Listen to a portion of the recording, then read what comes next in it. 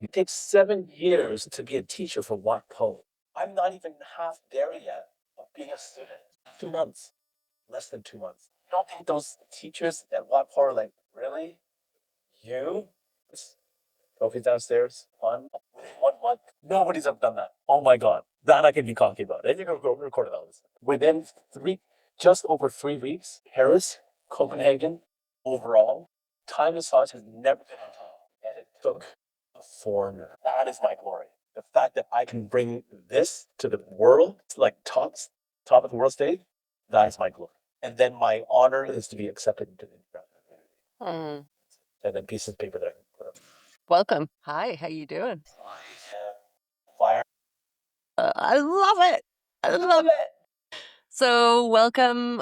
Good morning, good afternoon, good evening, wherever you are in the world. This is Sarah Sessions, special encounters of the heart and mind that connect health, body, and life, and catalyzing conversations that inspire and connect through all kinds of topics. And today I'm with a wonderful world champion. I could actually say that, right? Even though, right? About the cake that's in my mouth right now. Yeah. So I have Len Liang, which has won quite a few awards in massage therapy competitions around the world as well. And I met him last year at the Canadian Massage Summit Championship. Hi. I've had the privilege of actually spending the day with you and V, which has been fantastic. And I'd like to maybe just pick your brain a little bit. Thank you. So, how long have you been doing massage? Uh, It seems like you've been in the world of massage all your life. the answer that I give my clients when they come in for the first time is tell you after we're finished because it sounds so weird to give people a timeline. I started learning and that would be what, March of 2020, I think. I took my level one class here in Toronto with Bontai Spa. There you go. Bontai Spa here in Toronto with ITM certification. And because we were all social distancing, I only had one of my friends to work on at all times. So that's all I did was just practice here and there if I ever had the opportunity. And when we in Toronto, in Canada, when lockdown was kind of lifted, I think in 2021 for a little bit, I had the opportunity to take level two. And so I did that and then lockdown. So here I am just practicing, right? Practice, practice, practice. In 2022, we finished. The summer of 2022, when lockdown was finally finished, I had an opportunity to come here to work, where I still am. And that wouldn't be until September of that year that I actually fully came on board. So we're looking at less than 4 years of actually being employed at this location. But for the amount of distance I've traveled and for the many days that I've taken off at work here, I would say I've still worked for less than 2 years here. Incredible. Absolutely incredible. Considering the amount of creativity and the amount of heart that you've brought to massage and particularly Thai massage and how you've kept that in honor of their rules and regulations, I think 2 years and becoming the world champion. Yeah, it's kind of nuts. Nuts. That's kind of mind blowing, actually. So let me ask you, why massage? Why Thai massage? I've kind of always wanted to, I've always been in a place of being in service to the public. And because I don't really lie too much, that means I can't be a politician. So I got to get to a place where, I'm working in the hospitality industry to serve people for 20 years. And the owner of Bantai Spa, I was working at a cheese shop at the time. And she came up to me one day and she's like, this is for you. She's got a whole lot of stories, really shortening it down. She said she came back from Thailand and she said, this is really for you. You need to do this. I said, well, yeah, that's great. Right. I've always wanted to do massage anyway. But I just didn't want to work with naked bodies. So this whole becoming RMT, British style, draping, I don't want to do any of that stuff. But here is Thai massage. And you don't have to undress anybody. And there's a freedom of creativity as well. But hey, I said no because I promised a friend of mine I would help him open a whiskey bar. And that was I don't like breaking promises. So that's what I did. So again, we had to go all the way to 2020 where I started finally because restaurant industry, hospitality, food and beverage was kind of going down. I said, you know what? Sure. Let's give it a try. Let's see what this is all about. Yeah, that's the story. Interesting how you go from a cheese shop to Thai massage. She shot to a whiskey bar. To a whiskey bar to Thai massage. General manager at one. And it was a club too. So yeah. And I know that during our conversations throughout the day, you said something about how you've worked at restaurants and how you've done bars and how you've done all these different work things as well as personal things. Personal influences that have influenced your work now.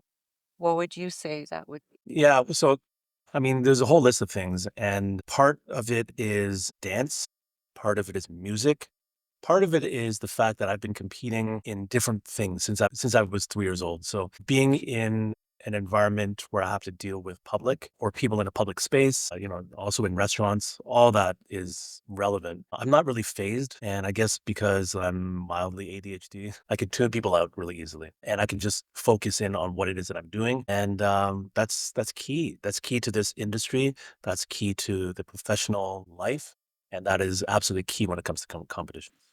So, what I'm hearing is rhythm, movement, passion, dedication, discipline has brought you to excel at this new modality, Yeah. this new passion, it seems. It Can all I say that? it plays a role into who I've become as an adult, and definitely being the age that I am, I'm not that young anymore. All the life experience really starts to tone down and recalibrate, but kind of find the balance in what is important and what's not in my life anymore. Things that might offset someone, shock someone, immediately doesn't shock me or get scared of. So this is one thing I never told you earlier. And the reason why I kind of don't have that much fear in many things. I was living in Australia and I worked on a crocodile farm. So yeah, it's kind of weird. Like, I mean, if I'm not scared of saltwater crocodiles that are like 4, 5, 6 times the size and weight of me, So, you're either wrestling crocodiles or wrestling people on the table.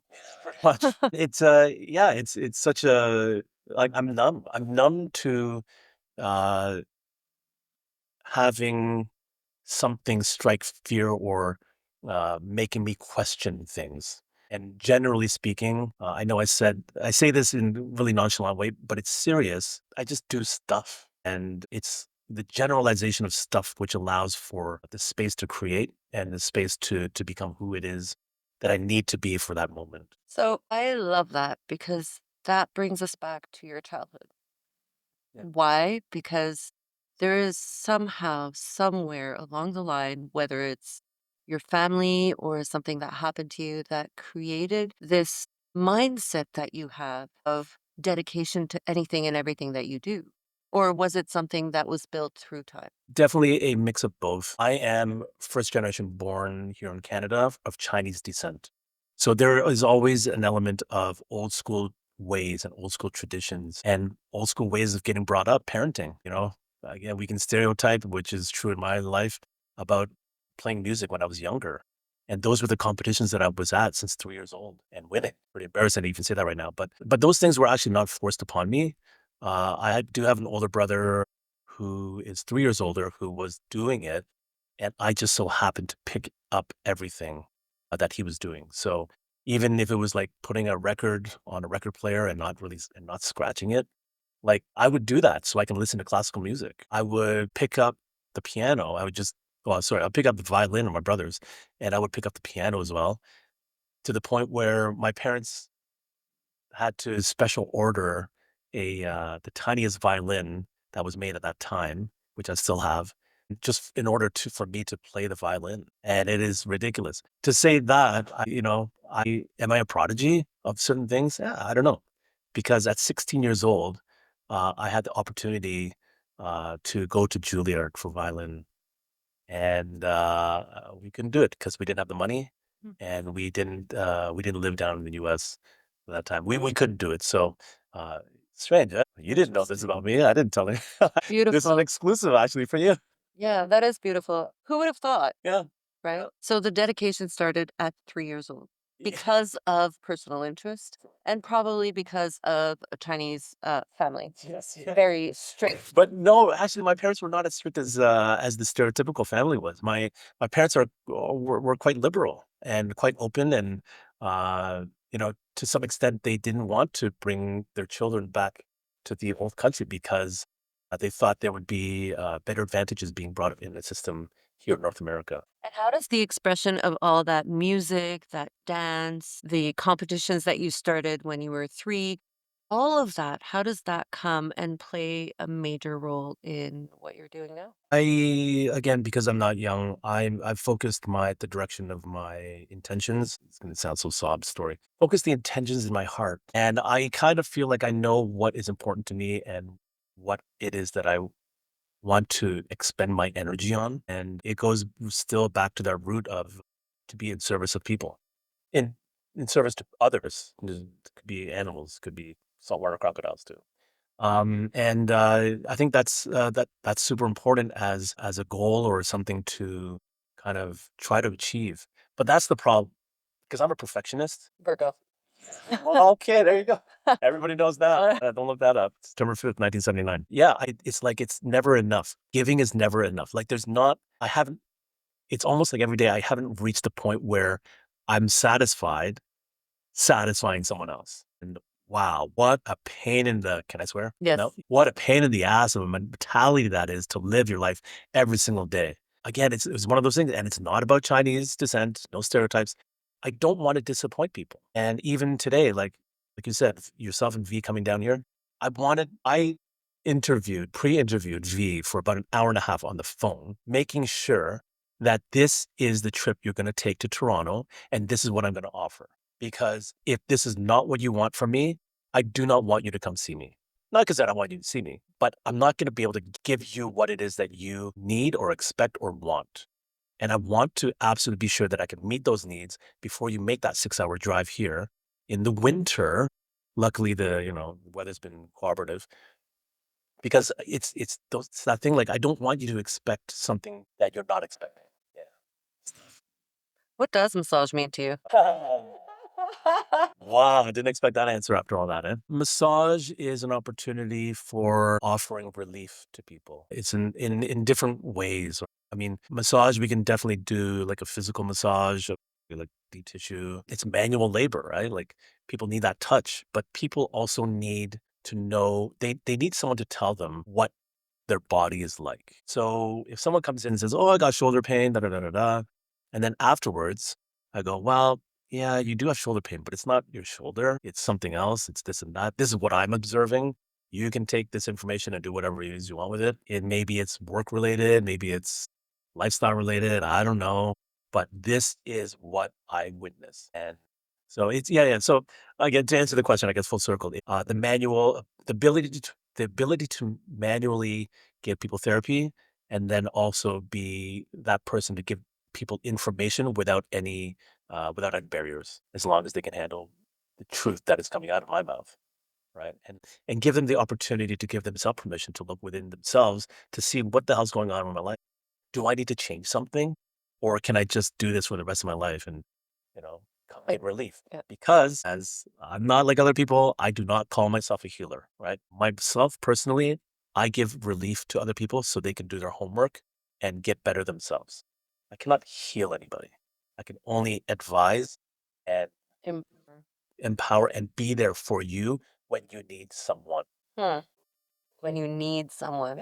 So, Because everybody needs someone. Everybody needs that connection, yes. that touch, Yeah. that physical release or relief. And everybody needs somebody to just see them for who they are and how they are in exactly the way they are without judgment.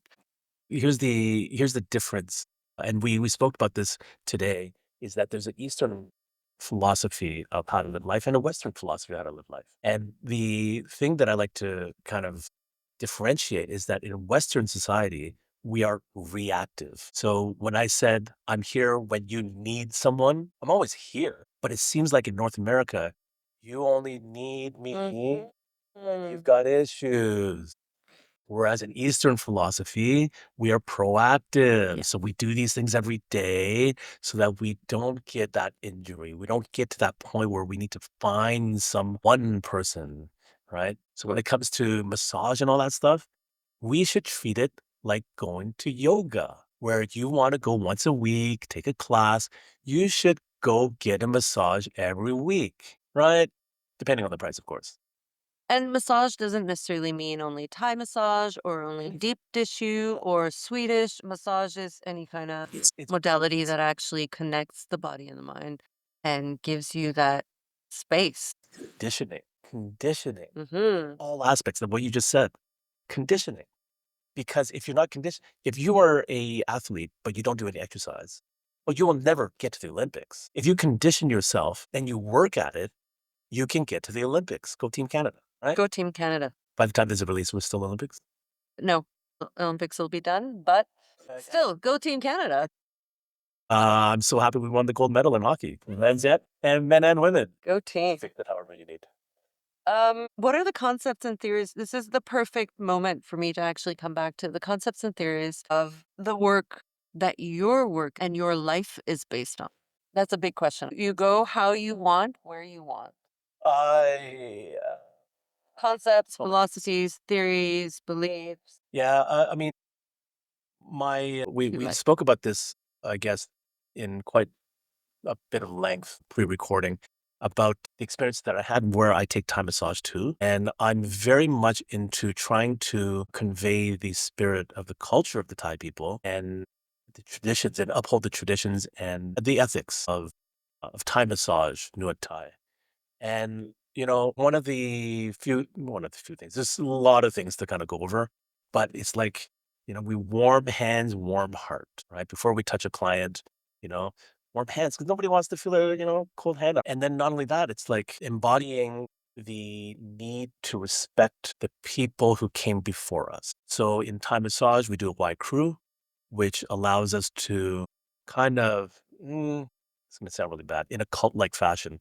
We want to embody the teachers who came before us, the teachers who have taught us. It could be anything. It could be teaching us massage, could be teaching us how to walk, which is your parents, hopefully, teaching us how to cut an onion without crying, any of that stuff. Give me that knowledge, give me that strength through that knowledge and the power through me to help someone else. Be it I can help someone else learn how to cut an onion without crying, or I'm going to help someone by massaging somebody. And in that regard, offering a relief or some sort of healing aspect. I'm not a healer, right? So yeah, for me, it's down to basic culture, and again, respecting the lineage of the people and the truths that came before us, because without all of that stuff, we would not be here today. so, on that note, what do you think of all these different modalities that have come out of Thai massage that are not Thai and that don't respect the ethics of Thai massage?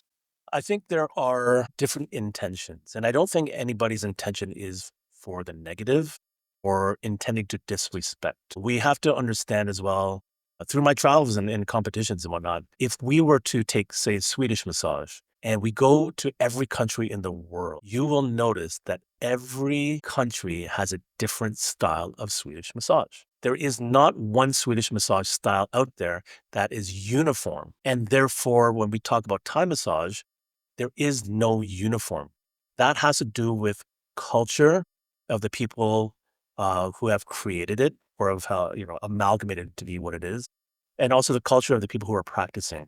Because now we have to also think about the religious ramifications. We have to talk about the cultural ramifications. We have to talk maybe even the environment, right? Thai massage is from Thailand. It's a tropical country. They do it on, bamboo mat outdoors. Well, here in Canada, well, I'm sorry, it's like I don't know how many negative degrees outside right now. We're not doing this outdoors. Are you nuts? In Thailand, they can do fire foot, which is like oil massage, where they create a flame and you warm your foot or your hand and you apply it to the client. Well, we can't do that. And that's not because we can't do it. It's because we can't have open fire indoors. Do you think that these norms, rules, and regulations have kept people in their little bubble without wanting to look outside of that bubble to find creativity? I mean, that's going to happen in we're talking about massage here. This is going to happen in any modality, right? And that becomes who's regulating this stuff? Is it government regulations? Is it cultural regulation? Is it your own personal philosophy regulation? I've gotten to the point where I will never say no, but is it within my realm of ethics and morals and how it is that I perceive that to be applied to the culture and tradition of Thailand. Is that good? Definitely. Talking about Thailand, you just came back from a year of going around the world, Yeah.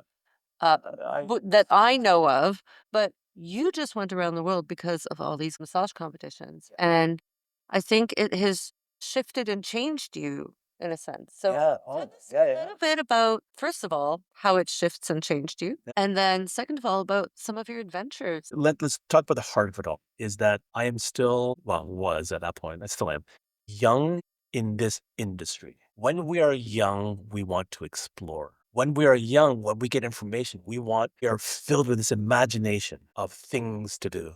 So now we are creative. We have that energy of like, what if we ask our parents, why not? Or why? Why? I'm still in that mode because I'm a guy and we immature, right? I'm not mature love. I'm still in that mode where let's discover more. Feed me. I'm hungry for information. I'm hungry for people to inspire me to do more. So now let's bring this to competition because that's where you wanted to bring it to. Competition is a wonderful thing if you take competition in the right manner. When we say competition, there's typically, especially in massage industry, there's a negative connotation to it. And that's because we are supposed to be helping and healing and giving relief to others.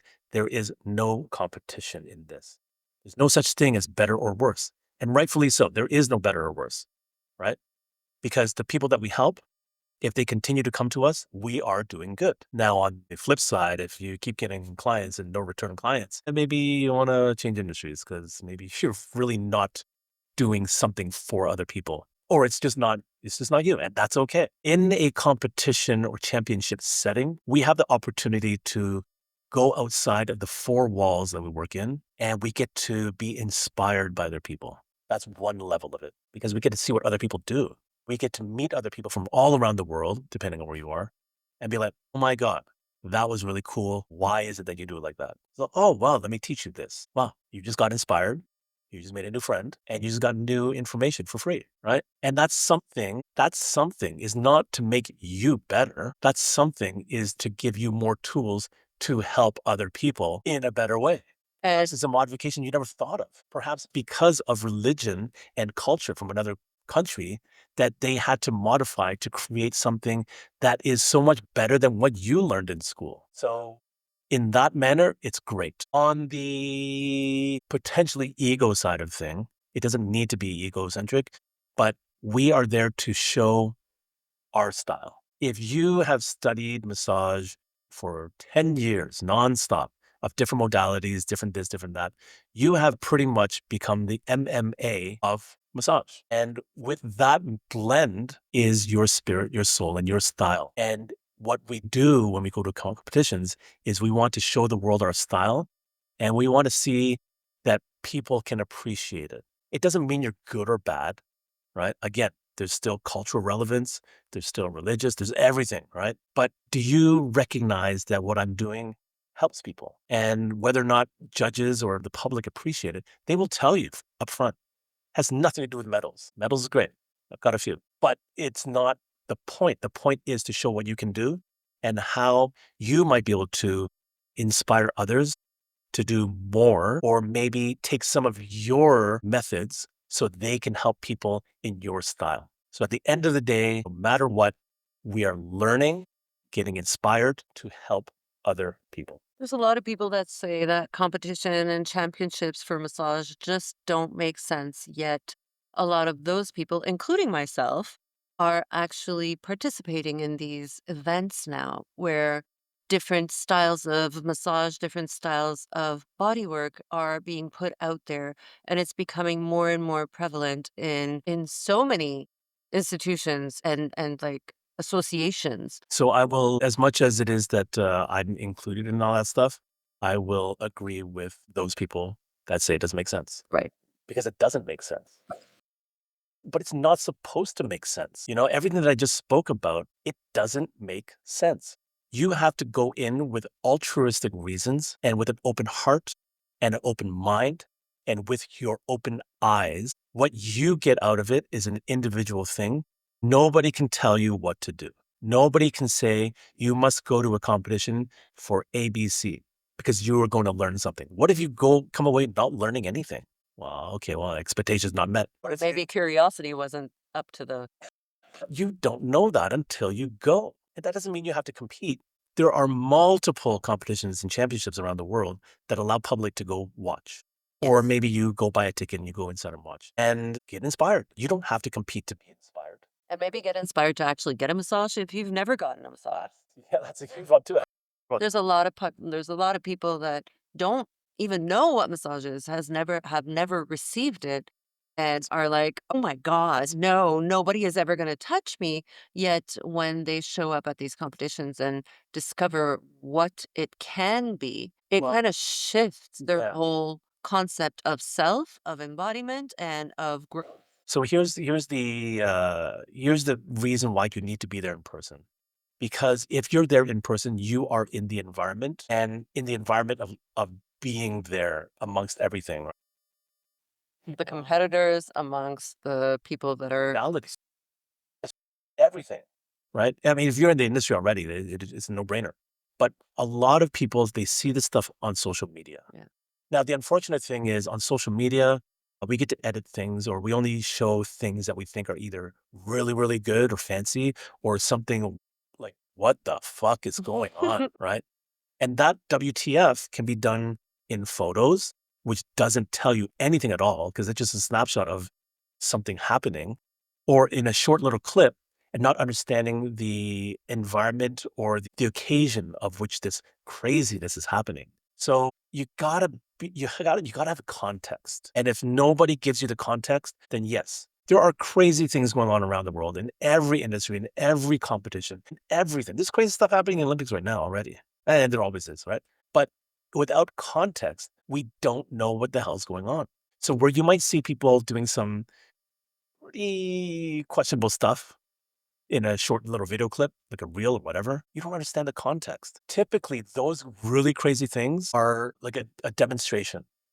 And it's a free for all judges demonstration of where can massage go.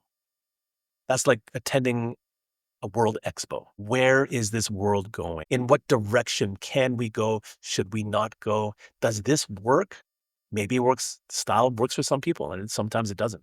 Because we're not just doing physical massage. Therapy, which I'm not a therapist because legally I'm a practitioner, therapy includes so much more than just manual deep tissue massage, hot oil, all that stuff. Therapy is that touch healing, which you would probably be like, yes, Len finally got to it. There's energy going back and forth. Touch is, there's just somatic stuff, right? Like Yes. there's so much stuff going on that if you don't experience it, you will never truly understand what it is. So yeah, I agree with those people who think there's crazy stuff going on, and there is. It's insane. And it's insane that so many people are actually going through Instagram, seeing all these different moves and saying, "Oh, I want that. You got to do this to me." Or how can I find somebody that does that without really understanding the basis of the body that received that kind of treatment? Not everybody is meant to receive all these different kind of treatments Yeah. the same way that those cathartic, experiences where somebody is like pouring their heart out and shaking uncontrollably. And like you see this stuff on Instagram, and I have people saying, "Oh, do you do this stuff?" I'm like, I don't do this stuff. But if it happens, If it happens, it happens. And I'm not trying to bring you there. You get there when your body is ready, not when somebody is pushing you to and then pressing you back into trauma without you even realizing it and not being able to come back from it because there's nobody else to guide you from there. So, yeah, this stuff that we see on the internet, we do. I think we do understand, and we do understand that when we see stuff, it's not necessarily curated, but some stuff is posted when it's done right, and all the stuff that's done wrong is never really posted. So when things are done right, it is that one moment in time that someone is doing something to someone else, and it works, and it looks great. Bravo. Very rarely I do. I post stuff that is like practice stuff. So it might not really work on the person I'm working on, or it might, But there's a little bit of like give and take of like discovery that I post, and my stuff is not flashy. It's not fancy, and it's not meant to be. It's meant to be a place of inspiration. And I think at the heart of it, the people who do post those fancy things, it really is to inspire, right? Like to inspire what? It's questionable, right? Because then it's business stuff. But open your mind. Check this out. Do you want to learn this? Come, let me teach you, right? Or find someone to teach you. But if you go around online looking at stuff and you're always trying it without having proper instruction, I think that is the thing that's most detrimental to, well, to everybody, the giver and the receiver, because we don't really know what the true intention is. That said, if you are wise enough and you can see what the intention is, congratulations, good for you. It's one of those puzzles that are fun to dissect and fun to try to understand. There's engineering stuff, right? So that you get to know what it is. And hey, some people can do it. I'd say most people can't. But there's nothing better than to get instruction hands-on in person. So all these online, massage courses that we see popping everywhere and getting certificates from online I will never say no. I said that earlier, but I can't always say yes. Mm. But it's my preference to teach in person, and so that I can really adjust my teaching style to you, as opposed to having a teaching style that you think is for everybody, that everybody can learn the same way. I'm not saying these classes aren't good. Yeah. I'm just saying if you want to actually be a practitioner, it's really important to be there in person, feel it, as well as give it so that you can you can get the feedback Yeah. from the person that's receiving it, because every touch has to be intentional, has to be calculated, has to be with heart, Yeah. with presence. You could have all the techniques that you want and do them really fast and win competitions, but if there's no heart and presence, then yeah, it doesn't work, right? Yeah. Right. What is it that you aspire to when you go to a session? So that's a loaded question too, because it can go so many ways. I think without thinking, this is not the answer you want, but this is what you're going to get. Without That's what I want. thinking, what I hope to get is my energy. People go and massage other people. They're like, oh, I'm giving my energy to someone and I'm depleting my energy. Or it's like, oh my God, my client just gave me all their bad energy and now I can't do it. Now I'm going to somehow let it go and all that stuff. I'm a little different. I think we all are. But for me, it is, I walk away with an even energy that I gave someone on loan, but I didn't take anything from them. I give you my energy so that you can somehow heal or find relief, but I didn't deplete it from myself. Why? Because you're actually not forcing it. Yeah. Oh, I'm not. Is that what it is? Huh? Mm. I've never really put into words, but I'm not going to take your negative energy. That's not my jam. Man. I got enough negative energy in myself, within myself. But I don't also want to give you something that your body doesn't require. So Love. I'm not going to give you stuff. I'm going to give it to you on loan for the moment that I have with you and see if that betters you. And people cry and all that stuff. It's great. But yeah, I'm going to be like, okay, well, I'm going to take it back and put it on loan to someone else, the next person. So I never come out exhausted or tired or drained from energy. So how do you protect yourself? Because there are protection ways to protect ourselves because energy does transfer. When we talk about all the things that I've done in my life, uh, I have a lot of experience to put up an invisible wall and nobody sees it. And that's great. So we don't cross that wall. It's too high for you to climb. And I'm not about to throw anything over that wall. So it is what it is. I'm able to tune things out. I'm able to tune people out. And I'm also able to be in the moment and only that moment. Being in that moment, sometimes people have a lot of emotions, as you talked about earlier, and those emotions come up. That's great for the people that experience it. What about you? Since we're there, these walls, like in the past year, there's been a lot of things that you went through, Yeah, yeah, yeah. from giving, from getting, from traveling, from changing roles. It's Like, still what, what it's a does, weird it's is a it weird place. still? It's a weird place because through my work experience, my life experience and everything, every day is just a different day. Every moment is literally just that one moment. So there's no really bringing stuff from one to another. And the ability to kind of disassociate and to make sure one thing it doesn't really drag into the next is it's just it's a skill. But I can't teach it to people. And I can never explain it enough for anybody to really understand. I think that really has to come with it from within. And yeah, how we deal with stuff. It's a cop out answer, but it is the answer. No way to explain it. Be in the moment, nothing else. Focus on that now moment. Focus on your client. Focus on what they need. Try to have that communication from body to body so that you can be there for somebody. And that's it. That's the moment. What would you recommend a new student or a new therapist? What would you recommend a practitioner to familiarize themselves to give a better session? I will always say go learn from as many people as possible. Even if it's the same modality, go learn again. My students, I tell them, guys, I am not the best teacher in the world. Hell no. Go learn from someone else, right? It should be the same thing with your clients going to a practitioner. It's like, okay, well, maybe I did something good for you, but Please go to go find someone else as well and find what it is that you need. If the other person is not what you need, come back. That's great. You tell me what it is that you need. Tell me what it is that they didn't do right. Or maybe you found someone else that's good and you don't need to come back to me. And that's okay. or maybe there's a combination.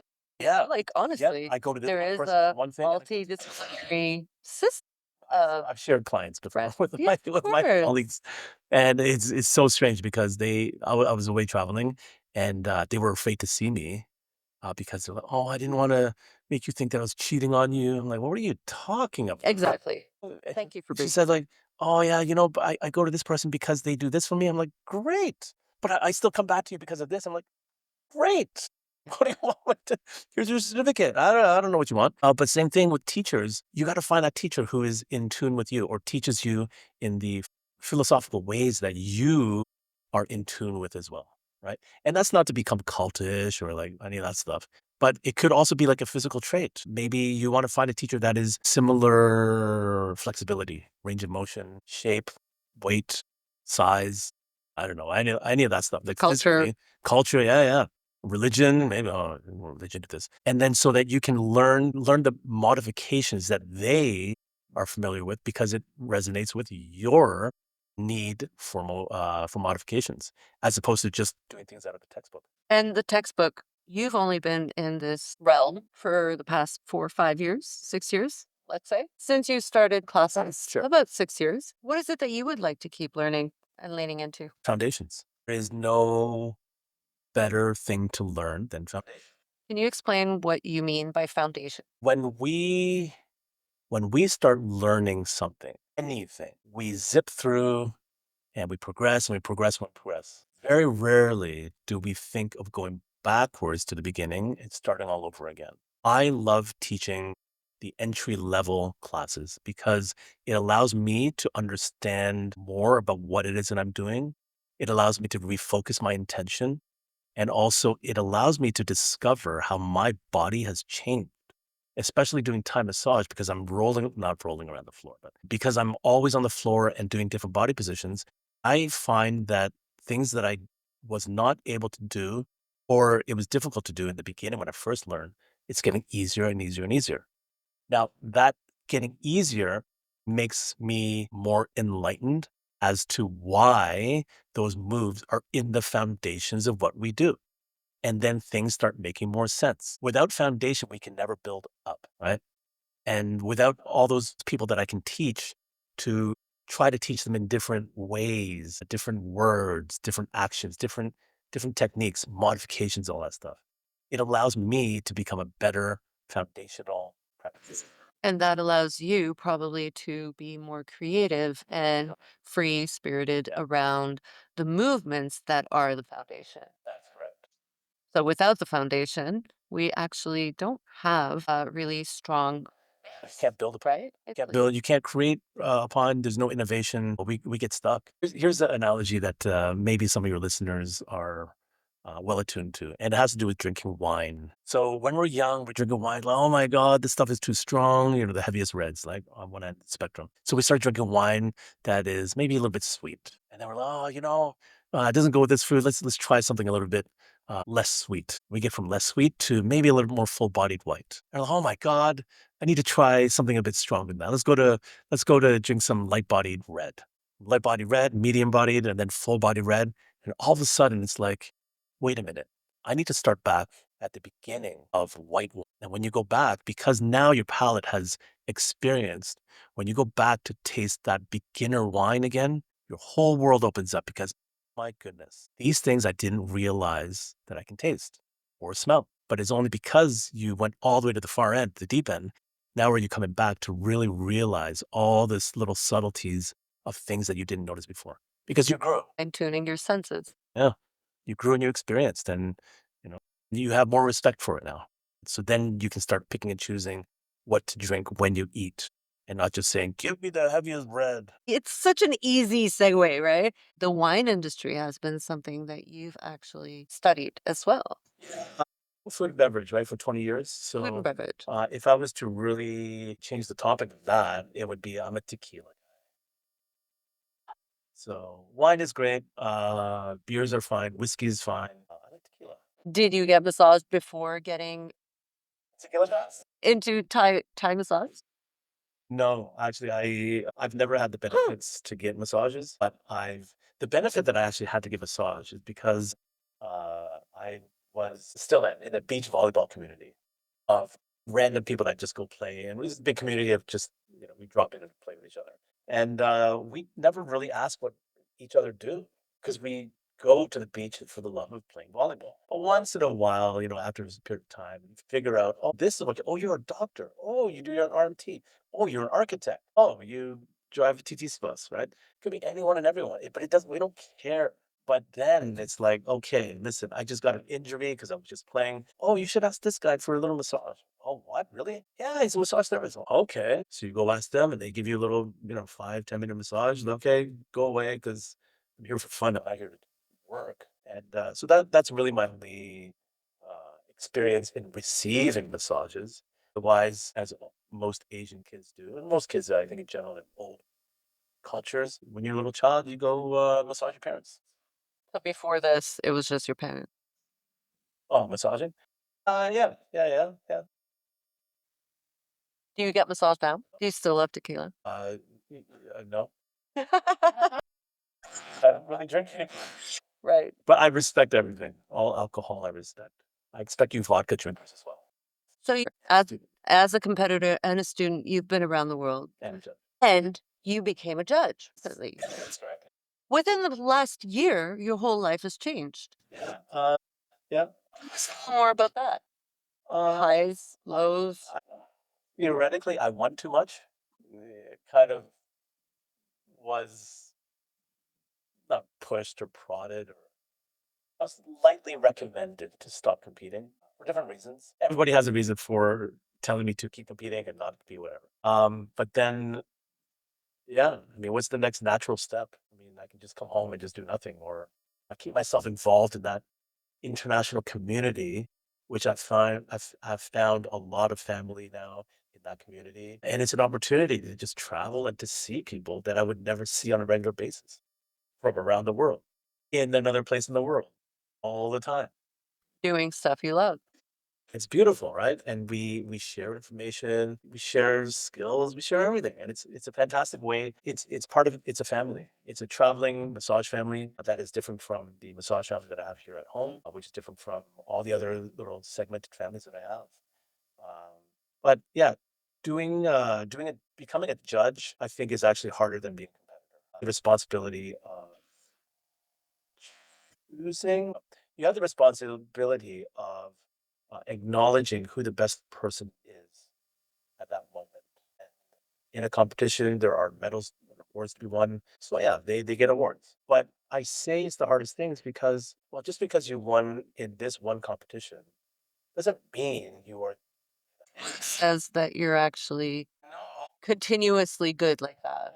clients. And I say that all the time as well because even though we can talk about my wins and my my competitive wars and athletes. But that was one moment in time where what you are referring to is the whole idea of the only people that really judge you for who you are and what you do are for the regular intelligence you get, who continue to employ you, who essentially feed you. And so you can have any style, any modality you want. There is no one better than the other. It's just a matter of finding that combination of person who receives what they need to receive from you. You were a competitor being judged, and you had to move into judging. How was that transition for you? It's entertaining. It's not, again, it's not difficult. You have, okay, on that note, again, I'm not young, right?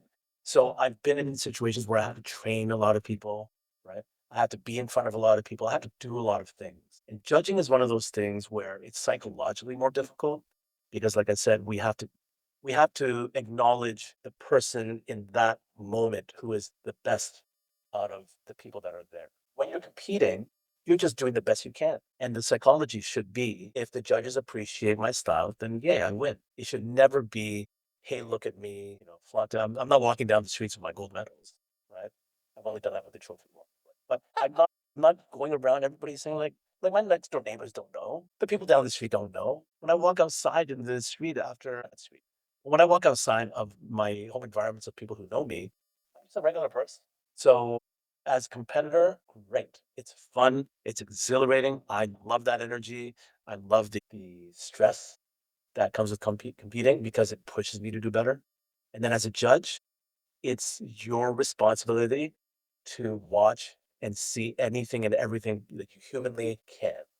And that is not an easy ask. Having seen so many modalities, is Thai massage still your favorite? Next question.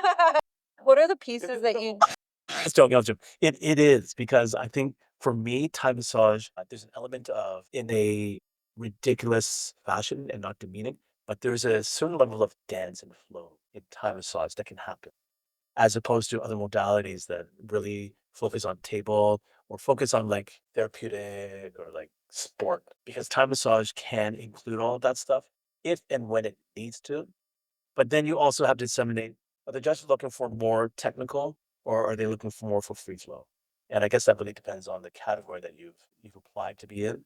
And not only that, the country and the destination that people are looking for. being a judge, I guess, in Thai? Are you a judge Yes. for Thai, Correct. particularly Eastern Thai freestyle. massage and Eastern freestyle? Having seen so many modalities, is there a modality that you prefer? Still Thai, but that in saying that, it's because that I'm biased, right? Okay. But if I was to go away from Thai massage, all modalities need to have a level of respect given because they're also very different. And as your listeners know, as we do massage, there's so many different styles of massage for different reasons. So there's not really one that bests the place and time, what's necessary. In fact, I would say the most exciting is this because it sounds so weird. The one that I respect a lot is facial massage. When I see these guys work, I'm like, my God, I would be bored to death sitting in that one position for one whole hour, twiddling my fingers against someone's face. It's unbelievable. So not only am I trying to give them credit for the endurance that they have, but the knowledge that professionals have about the facial structure and anything and everything that has to do with the muscles, skeletal. Oh my God, there's just Everything. so much. And that's the home of our brains. We are really just a brain and nerves, right? And just meat just kind of surrounding everything, cellular structure, and skin. And facials, yeah, there you go. Facial massage rather.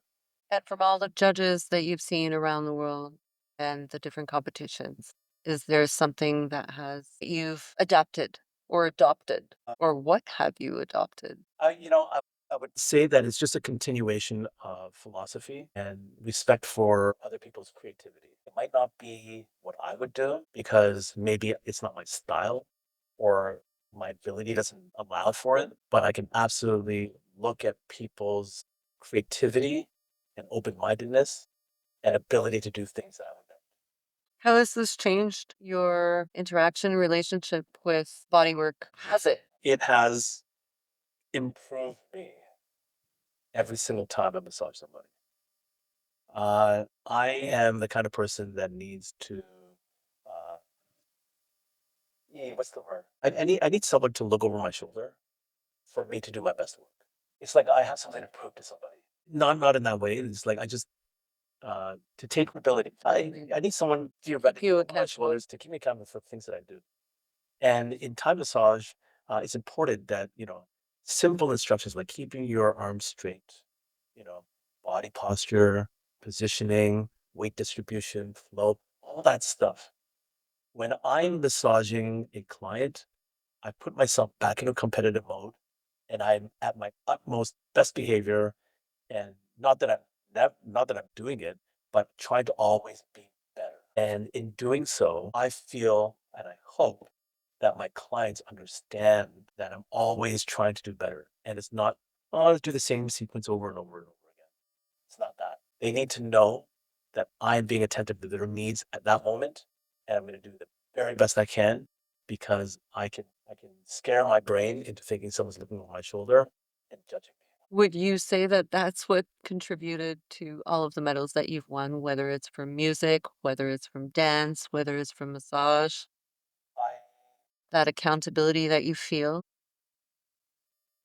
Yes, I'm gonna say yes and no, but the real answer is I am inherently a creative person, and when I am allowed to create, I can really go deep in my heart and do these things from my heart. So it's just an outlet for me, creativity and my spirit that I would like to share. And that's exactly how I met you, through just seeing that dedication from your heart and not necessarily trying to put on a show, which we also do, right? There's elements of that, but I think that that heart piece is so important in how we give, how we receive, how we connect to others. Throughout this past year or throughout your career in massage, what has changed in your relationships? Our relationship, like personal, Yeah, because there's a lot of heart going out, uh, but there's also a lot of work and dedication and just having put the time in. we should all have personal things to focus on, and it is not necessarily massage. And things that we should focus on personally that have nothing to do with our working life. And my focus and my what I'm here on this earth to do still is don't cry anybody. You go get your tissues if you're gonna cry. Is to take care of my mother who's 91 next month. Mm. She had me at 44. My dad passed away 14 years ago and she and I are roommates, housemates. Yeah, I think my relationship with my mother is what matters. Whether or not it's a good thing or bad thing, or how that evolves or de-evolves my personal life is what it is. I am just there to deal with mom first. Okay, I'll take that as that's more than. Well, I mean, my personal life, like I don't get to see many people anymore because I've been traveling so much. Mhm. And then I guess the whole idea is that, my friends ask me to give them massages. I'm like, guys, listen, I'm busy. But it's not that I'm busy, it's the fact that I have an obligation to the public first. And I don't exactly have a personal space for you guys to come to. And that means I have to come to you. That means a lot of scheduling weird stuff. And that also becomes my mom comes first. So if I don't have the time, I can't help you. But in saying that, we are all helpers and we all want to help other people. If my friends are ever in like super dire need and I know it, I can hear it in their voice, I will drop everything and go. And that's as far as I can take that. So essentially, to any of my friends who are listening, there's only about like 5 people I've ever actually gone out of my way to help outside of the workplace. So consider yourself lucky. You know who you are. What about this putting on a show thing? How important is it for participants in these Yeah. competitions and championships I gotta to put say, on a show? make sure that you have prepared your hair for photos because I don't have a single photo of me that looks like it's presentable to the public because my hair is all over the place. So make sure your hair looks presentable. So in all honesty, other than the hair, Is what to prepare? what is it that you think is important for new people that are taking on the competition or the championship? Just do stuff. New stuff. Stuff is the word. That is my 2026 word and 2025 and 2024. Stuff like don't worry. Look, you can have an intention of winning, but your intention should never really truly be, I need to win, because that speaks of ego. And when you talk about ego, that is why people do not like competitions, because then it's a farce. We are not competing to be a farce. We are competing to be part of an environment of friendly acknowledgement and a place of learning, a place of inspiration, and a place to call a home away from home. Beautiful. I strongly second that. I'll high five you later. What about the receivers? Do they have to worry about the receivers that they have? The receiver, we're talking about competitions, yeah. The Competition. receiver, Should it be somebody that's super nimble and that could do all kinds of things and super healthy? 50% of what you do. Receiver is not just a body model, it is legitimately 50%. What you decide to do is directly related to the ability of your body model. If you have these crazy things you want to show off, but your body model cannot accept it because maybe they're not flexible enough, or maybe there's no space, whatever it is. If you force upon something your body model cannot take, you lose points and you lose dignity, quite honestly, because you're not massaging your client. That places you ahead of your client, which is what we all dislike when we talk about competitions of massage being a farce. The client should Yes. always come first. Your skill level and your technical levels, your technical abilities, the tools that you have in your toolbox are what make you a good therapist slash practitioner. You need to conform to what your body model is able to handle and or what it is they need if you're doing like a clinical or therapeutic style, right? It should never be, hey, look at me and be done with it. That's just not right. So I know you've had a couple of experiences with situations where your body model was different than the subtle. Conditions which I had to, Can you share that with us? yeah, yeah. In Thai massage, we work on the full body. In Thai massage, generally speaking, there's a lot of stretching involved. Legitimately, there can be, and there also cannot be. It can be therapeutic. And two of my body models in, I guess, the greatest competition that I was in, both had limitations in their legs. And with those limitations, like thinking to myself the night before, what am I going to do? How am I going to show off particular moves or things that I want to show the judges that I can do or create it? Ultimate decision is you cannot, just exactly what I just said before this question. You got to know what your client is able to do, what they can handle. And I ended up in a freestyle category, not doing anything freestyle. I ended up doing therapeutic. The judges and some people who were in the gallery at the time, they came up to me afterwards and applauded me for the skill level, the technical skill level that I had. Also acknowledging, and myself included, was that it wasn't freestyle approach enough. And lo and behold, I didn't even make top 10. But my body model found relief and was very excited to get a massage. And that's all there needs to be said on that. And then the next round, the day after, again, my body model had limitations in the range of motion in their legs. And again, Thai massage, full body, stretches, all this stuff. Can you imagine somebody that's working with you or that's, you know, patting you on the back and do this, do that, and what do you think of this? Would say, why are you taking this person? Why don't you change the body model?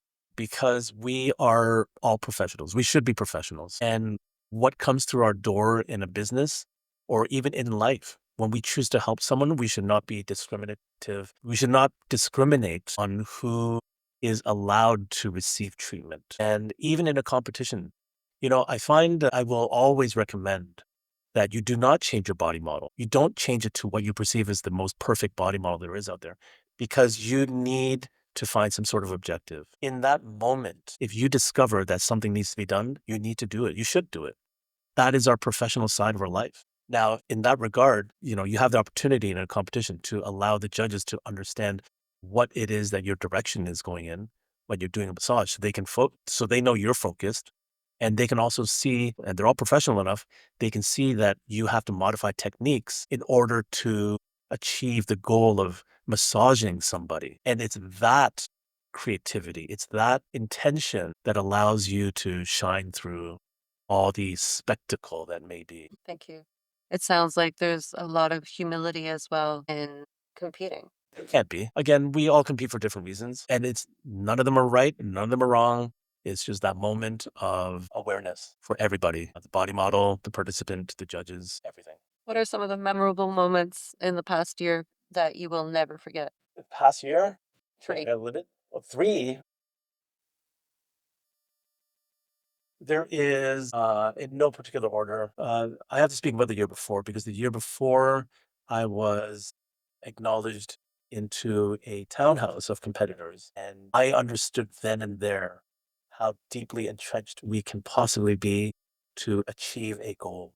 The goal was to win, yes, but the manner in which they won, I got fifth place, the manner in which they won, understand their dedication to the art and what it is that they did. And the fact that from the moment we landed and got to the townhouse, we were all practicing. Now, practicing was one thing, right? We can all practice, but each one, after they finished practice, they turned to each other and said, what do you think? What can I improve? What should I do differently? These guys were ultimate and consummate professionals, and they even turned to me asking, what do you think, Len? I was like, what are you talking about? I am a peanut. Why are you asking for my opinion? With the now understanding that everyone's opinion matters. Every situation is different.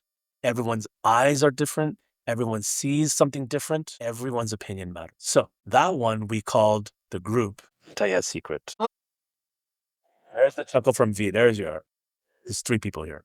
So Pattaya's Secret, I was the only one that did not win any medals.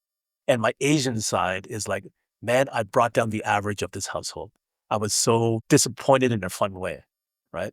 Because of course, acknowledge the group of friends. They are what I would consider my first family of international massage people, right? So then with that in tow, now we can talk about last year.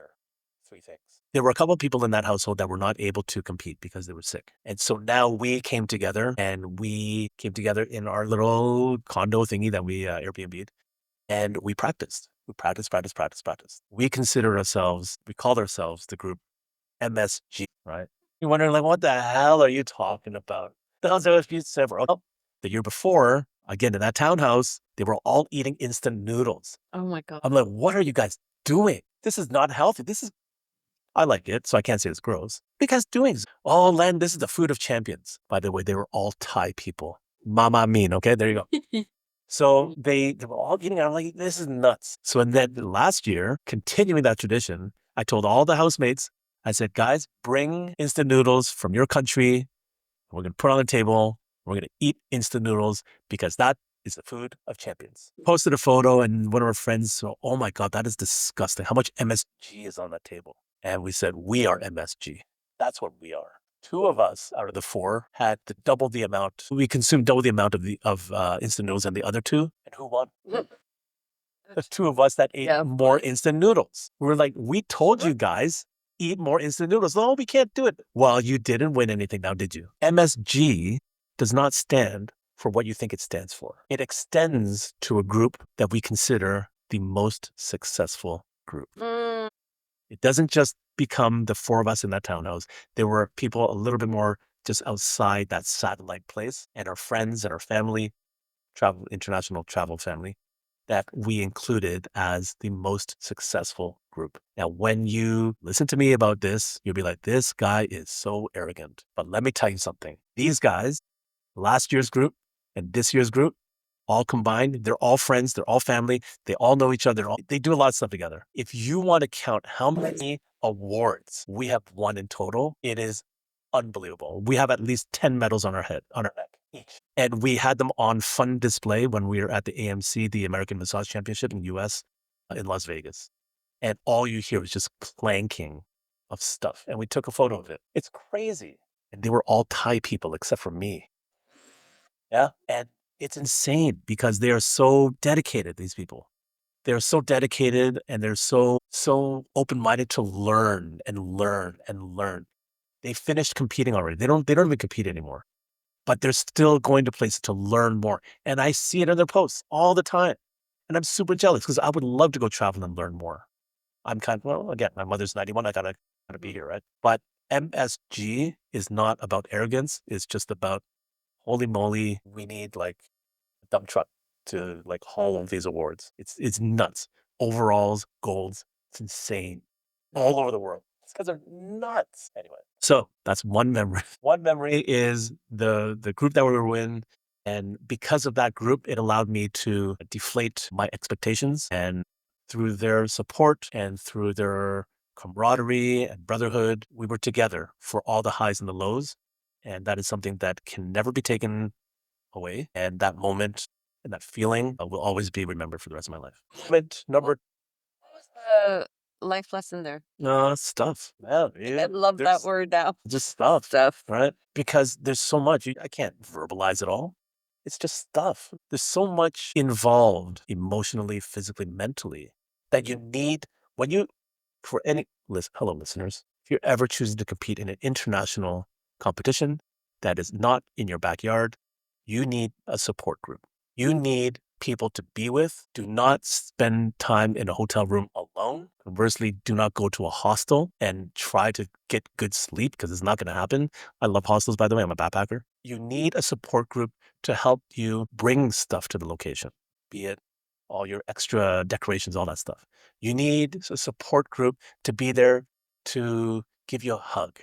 You need a support group of people who are in competitions to get your mindset right, to help you, to give you comments, critiques, right? You need someone there, and that's all. That's what I had the 2 times when I was in Denmark. And that is why those were all successes, whether or not I won anything or not. And we all succeeded as a group, as a unit, as a family. So stuff, because there's more to it than that, but it's just stuff. More things out of the past year? Yes, that's Oh my right. God. All right. I was kind of hoping you'd forget, but We could do no, another. no, no, no. You've got just so many great stories, right? See, that's a competition. You're challenging me to give you 2 more. One of them is coming back here to Toronto, coming back to a home here, not my house home, to a workplace home where my colleagues are not angry at me for not being here for half the year last year, right? For being in and out, for having disassociated with them because I've been away for so much, for still welcoming me back, for still having students waiting on a wait list for me to get back to the city to be able to offer classes. My regular clientele who have, not all, who have opted to wait for me to get back to come see me again. And that's okay if they went somewhere else. I had conversations with all my clients. I'm like, guys, listen, I'm going to be away a lot. Don't think you're married to me. Go visit other places. Go see other. Do it. Do it. Because I don't know when I'm going to be here when you need me to be here. I cannot confirm that. I can't guarantee that. I'm not making promises. So being here, being able to come back to open arms to people who care and trust me to teach them, wonderful. Thank you to all those stages of people. And number 3, the most memorable thing is a mishmash of memories and experiences. So this is a bit of a cheating answer, right? Because it's not one particular thing. This is an amalgam of experiences that I can now that I can now introduce other people to when it comes to competition. And it's something that I have a lot of experience in now, and I'm able to give people that information so that they can go and do better. Hopefully, yeah, better than me, hopefully. Right? When people don't have that mentor or that teacher or someone to talk to, it is not impossible because I did it, but it's a lot more difficult, time consuming, energy consuming, morale consuming, especially when you go compete and you want to win, but you don't win and you see other people succeeding where you think you did better than them. And you need someone there to kind of talk you back into accepting your role in your life. And on top of that, because I've had the honor of having highest awards, I can go advise the people who have also won now of how to deal with certain things. And that doesn't mean I know everything because everybody has different life experience. Everyone, again, has a different perspective on winning and losing and all that stuff, or directive of what they want to do with these wins. But I have an opinion that an experience that I can share. And if it helps them, then that is great. If it helps competitors compete, that is great. If it helps competitors lose, it is great. Matter of perspective and matter of how it can evolve you to be a better practitioner, therapist, person. And that shifts everything in the relationships that you have with yourself and others. Totally. I love being able to do that. I love. Mhm. And You still listening out there? That is my third. That was the. that was the third. It was all. It was a mishmash. Mass of experiences. Listen, like we talk about competitions, and some people might know one organization. I've been a part of three and a half organizations of styles of competition in other countries. So every organization has a different directive, let's just say, or something. Yeah, their focus is maybe a little bit different from each other. So I've experienced all that, which is great. So if anybody has any questions on those organizations, I'm more than happy to tell you. And I'm very open minded because some are not great, some are better than others, or whatever, for whatever reason. But we can also discuss about the cultural aspects of where you're competing, or maybe I haven't attended those countries, but I can give you a general idea of what to expect and what to look for, or how to progress through it. You know, it's such a. I'm excited to share that. I'm excited to share so that you can have a level of expectation, not only of the event, but of yourself. An experience. Just It's part of the experience. So I want to be that support group. I want to be that support group for the people who I am not seeing every day, and I won't be there. So even the championship that happened in Phuket, even Malaysia, it just happened earlier this year. There's people that I talk to. I'm not there, but I'm always there to support. So when we talk about now Quebec and the summit there, the massage summit, massage therapy summit, Canadian Massage Therapy Summit. how many times have to tell you? I In am April. I'm an ambassador, and you know it's weird.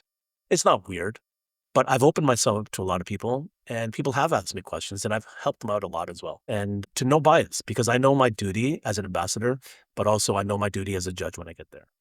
Right. So when I get there as a judge, all biases are off. Absolutely. We have organizers for these events pick judges that they know have the integrity to be judging people as it needs to be. And if there's ever any discussion or questionable things, they know they will not be asked back again. And not only to that one event, their reputation will go around the world and they will no longer be a judge. It's pretty hardcore. Again, we'll go back to the question maybe an hour ago about like judging. It is difficult. It is a responsibility, and you need to be judging with integrity. And that might be difficult for some people. Me, I don't care. I'm gonna see when I watch people when I judge, I don't see faces. I see motions and I see techniques, and that's what I see. And I look at a number of where you are on the floor. I don't care what your name is. I don't care if you've been a student of mine. I don't care if you're a friend of mine. I really don't. If someone is better than you, someone is better than you. And what does that mean? That just means on this day, at that moment, I like someone else's style. That doesn't mean you're not good. But if you want to continue competing, well, you go ask your judges and you go find out what it is you can improve in that realm of competition. And maybe, hopefully, it makes you a better practitioner at the end of the day. Thank you. How has this all contributed to your life? I am able to do what my high school guidance counselor told me I would be doing. Which is? I'm supposed to be a psychotherapist as well, or psychologist. I'm supposed to be some weird stuff. Yeah, part of it is acknowledging. Oh my gosh, she passed away too, so I can't even say thank you to her. Yeah, it's the opportunity to really live out to what the expectations of my life is supposed to be. I guess. Your That sounds so stupid. Purpose, yeah, sure. Yeah. raison d'être, however you want to call it. And where are you going from here on? Are you still I'm gonna go home and have dinner with my mom. Where are you going from here on in terms of your career? Are you going to be mentoring, accepting coaching students, or just giving classes and teaching here? Everything that you just said, as well And as and still massaging your clients and still being a student at it's a pretty full schedule. Mm-hmm. To be honest, some things can be kind of lumped into one because as I teach my students, I'm also learning, teacher and student at the same time. Traveling, I am also being a student because I'm open-eyed and wanting to learn more, and also judging at the same time.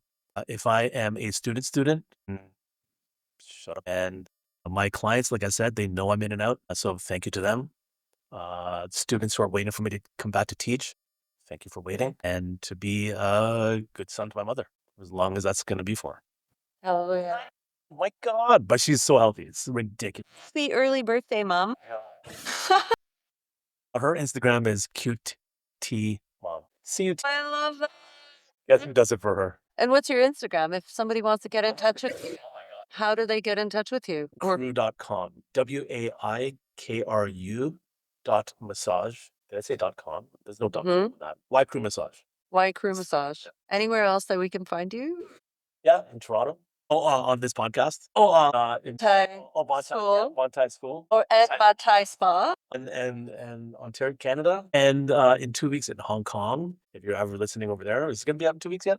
No, No. Okay, so unfortunately. you will not see me in Hong Kong because by the time you listen to this, I'm already gone. But by the time this is out, so April 18th to 19th, that's Quebec. And then after that, in May, we'll be in Paris for the European Championship with Numa. And then after that will be June, July. Oh my God, Italy. There is a Italy camp going on. If you're listening to this right now, it is a 6 or 7 day trip. Everything's included, including like all the transfers and I think most of the food. Our teachers that will be teaching you. The goal of that, if you're a practitioner and you want to compete, is to try to give you more information and technique and kind of get you massaged into when we finish that trip, everyone's going to Copenhagen to compete or judge or whatever the role is, right? Denmark will be the next one. And then after that, a couple of weeks later, we're all headed down to the USA, hopefully, to the AMC, the American Massage Championship, which will be in North Carolina. I think we're good for the moment. Let's just take a break and take a breather, right? Yeah, it's crazy. Do you take a breather? I Do you? I don't because well, here's the sad, funny truth is that because I was working in restaurants for 20 years, I still have the innate ability to go to sleep at like 2 o'clock in the morning and not any earlier. Is that a good ability or bad? Oh, I wow. don't even know. So I'm kind of wired right now. Stuff. Thank you so much, Mama, for accepting to take so much time away from your son because it's 8:30 at night and she's probably hungry and waiting for her son. And thank you so much, Len, for being so honest and so gracious with everything from your heart to your time to your knowledge to your experiences.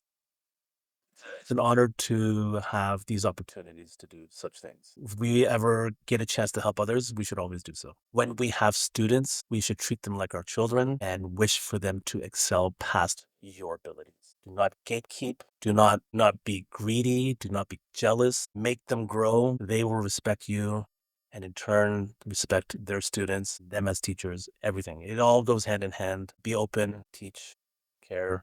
At the end of the day, it's not for us. Just the last thing I want to say, it's for the people that we care for. So keep that in mind. And get massage. Yes. All kinds of ways. Thank you so much, everybody that was here until the end. Where you are, wherever you are, I wish you a fantastic morning, afternoon, evening, and I hope you get in touch with either Len or myself if you have any other questions about massage or competition. I will post all the details of the associations that we talked about, as well as Len's details at the bottom of the caption of this podcast. I appreciate your time. Thank you, V, for creating this space. This is a champion in the making, and you will hear more from her in due time as we will have a podcast of our own. I wish you a wonderful evening, afternoon, morning, wherever you are. Have a good one.